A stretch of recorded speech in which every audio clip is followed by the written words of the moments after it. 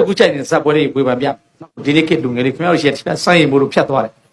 နည်းနည်းလေးဝေဖန်တယ်ဗမာမဝေဖန်ဘူးသူတို့သိနာမည်ကြီးနေတယ်သူတို့အခုနာမည်ကြီးနေတဲ့ရှေ့ရှေ့အောင်စဘူးတို့စိုင်းရင်သူတို့နာမည်ကြီးနေတယ်အဲ့တော့သိကြိုက်နည်းနည်းလေးဒါဓမေစီတွေကကိုနဲ့တော့မဆိုင်ဘူးညီငယ်ညီမငယ်တွေလူငယ်တွေခေါင်းနဲ့ထည့်လိုက်ဘာကြံလဲလို့ကြည့်လိုက်ဘာမကြံသူတို့နာမည်ကြီးတယ်တခါတခါမှတိတ်လောက်နေတယ်ဘာကြံလဲအောင်ပါစေတွေ့လားဒီနေ့ချိန်ဒီနော်တပည့်နုခက်ဝေးဘာမှမကြံဘူးရွှေမန်းကြံသွားတွေ့လားတပည့်ဇေတုခက်ဝေးရေချမ်းကန်ဒီနေ့ချိန်ဒီကြံနေတယ်မေတ္တာတရားလေးသူ့ပို့သွားတဲ့မေတ္တာတရားလေးအခါကတိတ်သူမေတ္တာပို့တာကြီးကြံနေတယ်မင်းတို့ဒီနာမည်ကြီးတဲ့သူကြည်လားနောက်တဲ့9နှစ်ဘာမှမကြံဘူးနာမည်ကြီးတယ်သို့တော့တိုင်းပြည်အတွက်အမှတ်တရလေးဘာမှမကြံဘူးဘာမှမကြံဘူးအဲ့ဒါဘာလို့မင်းတို့ဘာလို့ကြိုက်နေလဲမင်းတို့မှအနှစ်မရှိဘူး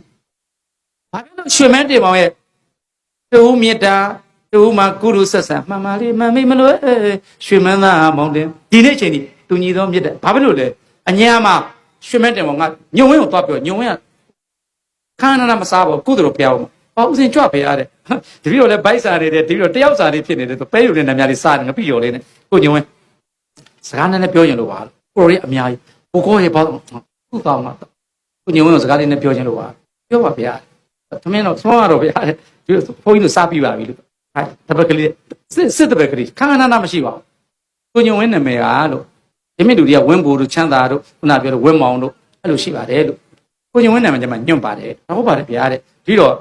အမေရဲ့မိသိညွန့်ဒေါ်သိညွန့်ကတောင်းဆုံးသူပါလို့အဲ့တော့ဒေါ်သိညွန့်ကတောင်းဆုံးသူပါလို့ရွှေမန်းတင်မောင်မန္တလေးမြို့ရွှေမန်းကျောင်းကစကူးတိုင်ထဲမှာရှိတဲ့အခါမှာဒေါ်သိညွန့်ကရွှေမန်းတင်မောင်ကြိုက်တယ်လို့သူကရွှေမန်းတင်မောင်ရဲ့အတန်လေးကိုကြိုက်ပြီးတော့ငါအဲ့ဒီမင်းသားကိုရအောင်ပြီဆိုအမေနေလို့တောသူမှ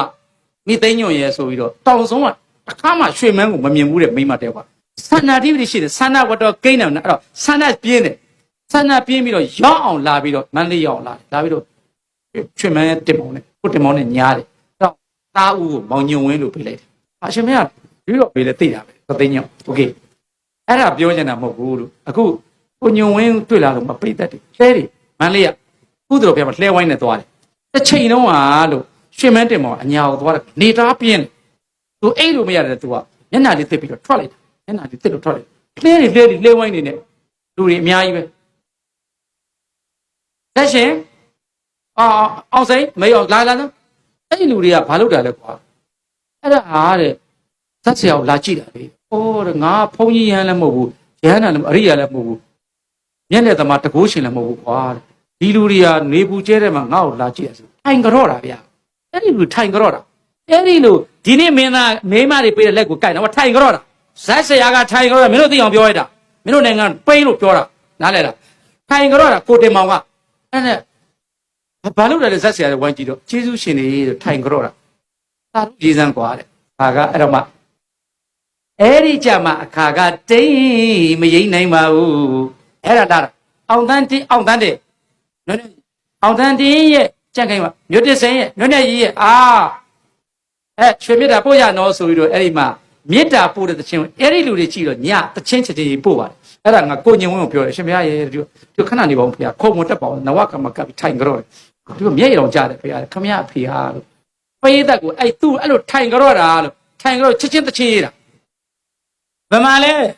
ပြောနေဘာကြံလဲပြလေမင်းတို့လက်လေးတွေသွားကြိုင်နေပတ်စံပေးတာကြံတဲ့တခြင်းတစ်ပုတ်ပြမရှိဘူးဒီနေ့ချိန်ငါရွတ်ပြဟာရှင်းသားဟိုမှာဒီဝရက်လောင်းကဟဲကမလေး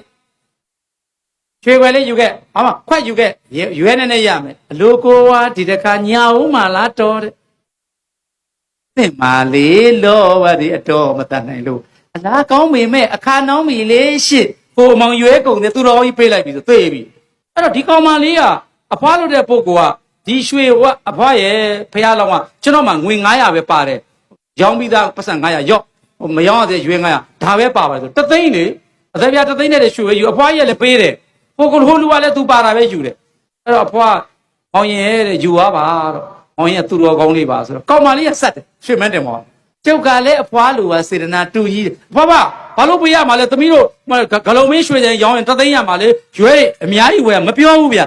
ကျုပ်ကလည်းအဖွားလိုပါစေတနာတူကြီးမောင်ကြီးရဲ့ရုပ်ရည်သည်တရားမြတ်တဲ့လက္ခဏာရှိသည်ဒါကြောင့်မလို့ယူသွားပါတော့သဘောရှိရာအတီဟာကောင်းတယ်ကြည်တယ်